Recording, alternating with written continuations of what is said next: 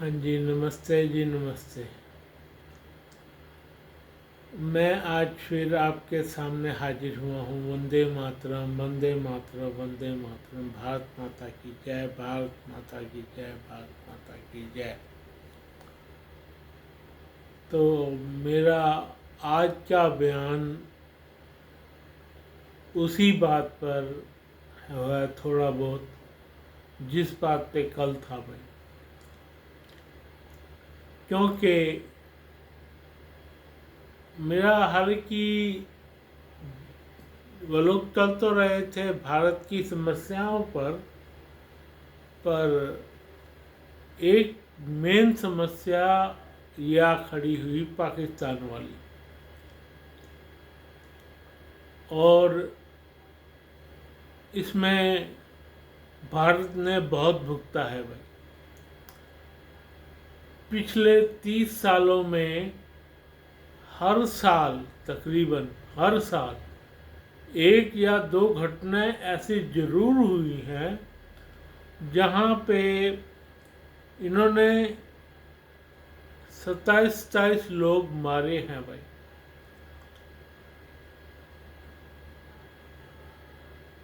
कुछ तो याद रह जाती हैं, कुछ भूल जाती हैं, क्योंकि उसमें अधिकतर घटनाएं तो हुई थी कांग्रेस राज में।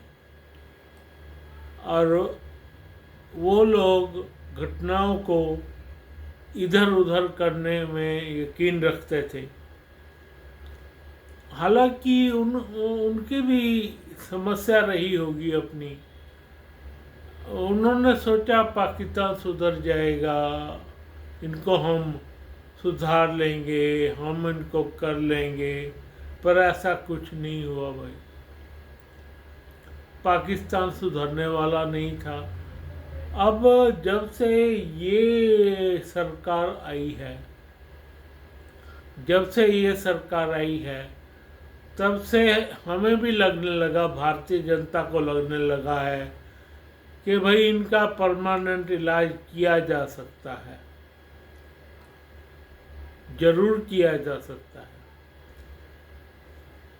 वैसे तो इन्होंने 1947 में शुरू कर दिया था भारत के साथ लड़ना। 1962 की लड़ाई में चीन को इन्होंने जब क्या कहते हैं, चीन को अपनी ज़मीन सौंपी, हमारे वाली ऊपर वाली, तो उन्होंने इनको राय दी थी कि आप प्रॉक्सी वार लड़ो। ये राय उनकी थी, चाउ एन लाई की थी। पर इन्होंने इस पर ध्यान थोड़ा लेट दिया था उस वक्त। तो चाउ एन लाई से इन्होंने सोचा कि चाइना इसमें हमारा बहुत साथ देगा, वो भी साथ नहीं दिया। तो फिर इन्होंने 71 के बाद जब इनको यह हो गया कि हम तो इनसे लड़ ही नहीं सकते युद्ध, तो इन्होंने धीरे धीरे प्रॉक्सी वार छेड़ना शुरू किया भाई। जब इन्होंने प्रॉक्सी वार छेड़ना शुरू किया, कांग्रेस गवर्नमेंट का अधिकतर राज था, तो पहले तो उन्होंने भी ध्यान नहीं दिया। बाद में जब घटनाएं ज़्यादा हो गई, 1999 में जब थोड़ी बहुत इनके राज में, बीजेपी के राज में हुई, तो रिसेंटली एक इनके राज में भी हुई, क्या कहते हैं, कांग्रेस गवर्नमेंट के राज में बॉम्बे वाली घटनाएं होती रही। और अब बहुत ज़्यादा उनके लिहाज से, मोदी गवर्नमेंट के लिहाज से बहुत बढ़ गई हैं भी।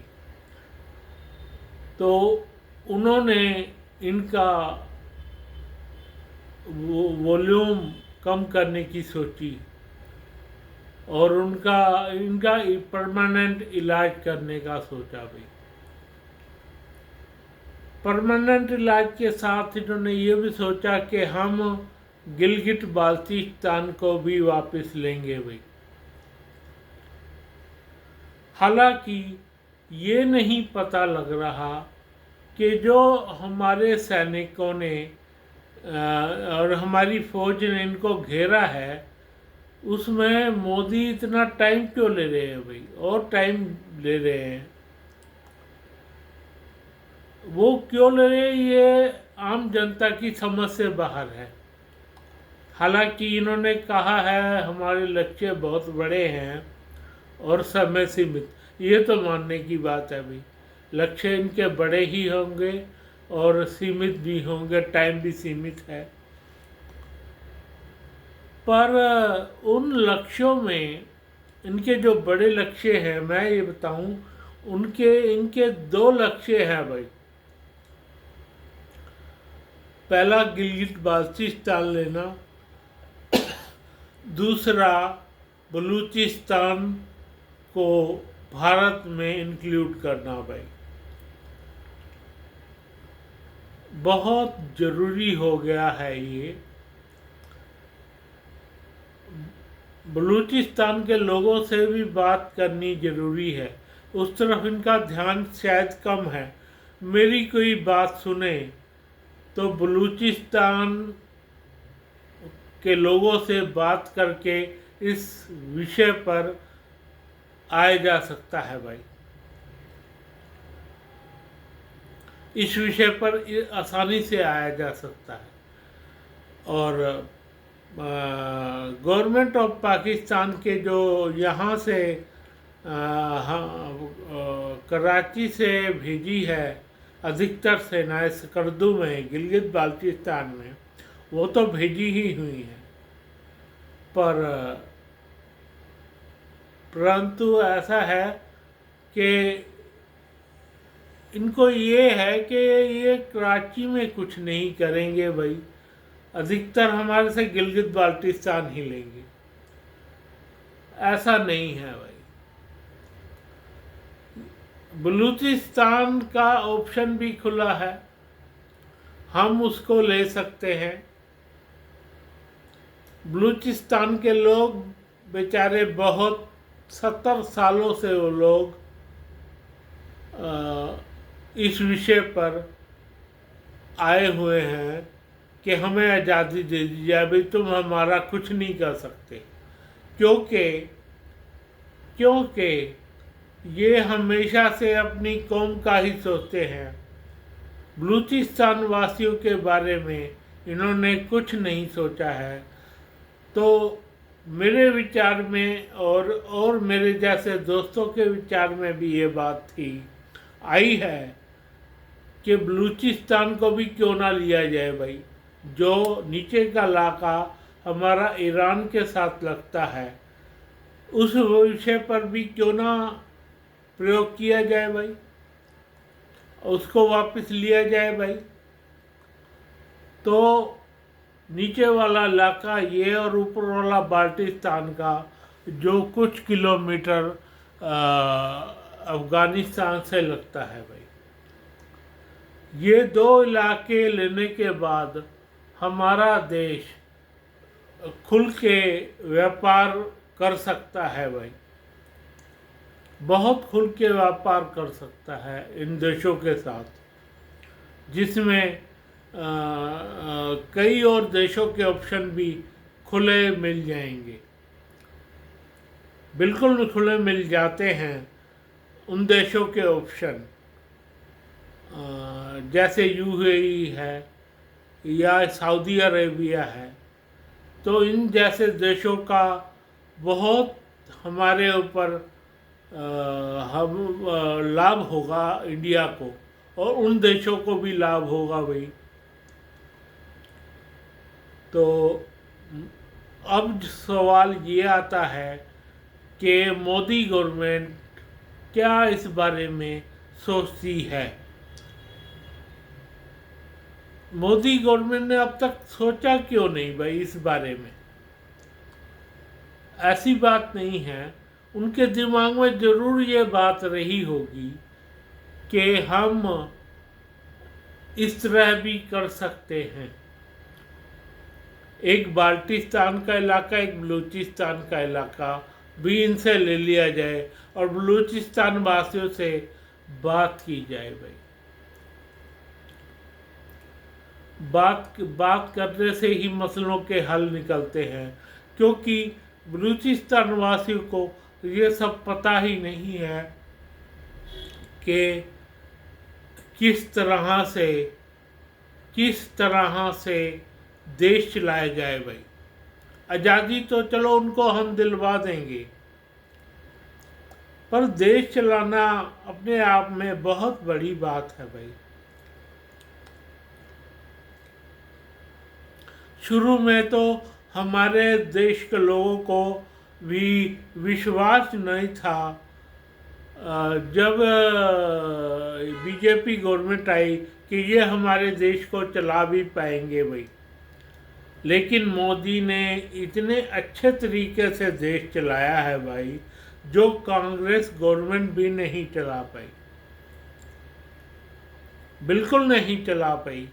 तो मेरे ख्याल में अब समय आ गया है कि गिलगित बाल्टिस्तान का इलाका और बलूचिस्तान के इलाके को अलग कर दिया जाए भाई, उसे भी अपने अंडर में लिया जाए भाई, वहाँ के लोगों से भी बात की जाए भाई। तो मेरे ख्याल में हमें याद रखना चाहिए बलूचिस्तान वासियों के बारे में भी। तो मेरे ख्याल में इस विषय पर आप सबका क्या कहना है, इस बारे में विचार दीजिए, ज़रूर दीजिए। और जैसा कि और हमारे फौजी भाई कहते हैं, गिलगित बाल्टिस्तान का इलाका लेके और ये बलूचिस्तान का इलाका लेके इनको अलग करा जाए। सिंध का इलाका, खैबर पख्तून का इलाका और उसके बाद थोड़ा बहुत कराची का तीसरा इलाका। हालांकि वो भी हम अपने अंडर में ले सकते हैं, लेकिन हमें कोई जल्दी नहीं है। उन लोगों से हमने बात ही नहीं की भाई, हमारी कोई बात हुई नहीं। वो लोग हमारे टच में भी नहीं रहे भाई, वो लोग हमारे टच में भी नहीं रहे जो हम उनसे बात करें। हालांकि उनको एक चीज़ कह दी गई है, बड़े ही गौर से बड़े ही उससे कह दी गई है कि अगर तुम भारत में दोबारा शामिल होना चाहते हो तो पहले तो गाय का मांस छोड़ना होगा, तुम्हें मोटा मांस तुम्हें खाने से परहेज ही करना होगा, उसके बाद ही हम सोचेंगे तुम्हारे बारे में भाई। नहीं तो उनको अलग दे दिया जाए भाई। है वो भारत का इलाका, पर मैं क्या करूं। अब शायद जिस इलाके से मैं आता हूं, क्या कहते हैं, वो वाला इलाका जो कि हमारे देश में पीछे का इलाका है, ये उस इलाके को कहते हैं भाई, क्या कहते हैं, डेरा गाजी खान चुरट्टा। डेरा गाजी खान चुरट्टे से हमारी कोई बात नहीं हो पाई है उन लोगों से। हालांकि वो इलाका भी मैं अपने अंडर करने के पक्ष में हूँ, लेकिन मेरी उनसे कोई बात नहीं हो पाई है भाई। और खैर, हम ये दो इलाके भी अपने पास से ले सकते हैं। एक तो गिलगित बाल्टिस्तान वाला इलाका, उस पे तो हमारा हक है, और खैबर पख्तून वालों से बात करके भी हम ये वो इलाका अपने अंडर ले सकते हैं भाई। खैबर पख्तून वाला का क्या बलूचिस्तान के इलाका, बलूचिस्तान वासियों, हम तुम्हारे से पूरी तरह से बात करके इस बारे में दो लोग भी डाले हुए हैं कि किस तरह से तुम आज़ाद हिंदुस्तान में अपना भविष्य हमारे को सौंप सकते हो। हम बहुत बढ़िया तुम्हारे लिए जीवन रक्षक दवाइयाँ भी हैं हमारे पास, और हमारे पास बहुत बढ़िया तुम्हारे लिए तुम्हारा जीने का तरीका भी है। हमारे पास इतना पानी भी होगा, सब कुछ होगा। तुम एक बार आने का प्लान तो बनाओ, जरूर से जरूर इस बारे में सोचो। और मैं अपने मोदी साहब और उनकी फ्लीट को, उनके मंत्रियों को ये कहना चाहूँगा कि इस विषय पर ध्यान दें और ज़रूर से ज़रूर ध्यान दें। जहाँ तक बात है पाकिस्तान की, इसको तोड़ना बहुत ज़रूरी है भाई। और ये खबर निकल के आ रही है कि उनके दो तीन तो बड़े बड़े अफसर जो कराची पोर्ट में थे वो भाग गए हैं भाई। और कम से कम 5,000 सैनिकों ने इस्तीफा दिया है भारत के आक्रमण को देखते हुए। तो इस विषय पर पहला विषय मेरे लिए यही बहुत बड़ा है, बहुत बड़ा विषय है मेरे लिए, खैबर बलूचिस्तान और गिलगित बाल्टिस्तान को अपने अंडर करना। हाँ, बिल्कुल बहुत बड़ा विषय है। तो प्लीज़ सबसे पहले इस विषय पे ज़रूर से ज़रूर कुछ ना कुछ आप करिए, बिल्कुल करिए। तो अगर आप ये चाहते हैं, ये आप सोच रहे हैं कि बगैर गोली चलाए गिलगित बाल्टिस्तान में हम इनसे ले लेंगे, ये आपको डरावा देने के लिए गोली ज़रूर चलाएंगे भाई पाकिस्तानी, ज़रूर से ज़रूर चलाएंगे मोदी गवर्नमेंट को डरावा देने के लिए। उस डरावे में हमें नहीं आना है, उस डरावे में हमें नहीं आना है। और हमें अपना काम बड़ी ही सावधानी पूर्वक करना होगा। और आप इस विषय में घबराए ना कि गिलगित बाल्टिस्तान का इलाका हमारे अंडर आना ही चाहिए भाई, और बलूचिस्तान का इलाका। तो इस विषय पर आप ज़रूर मंत्रणा कीजिए। धन्यवाद, धन्यवाद, धन्यवाद। जय भारत, जय भारत, जय भारत।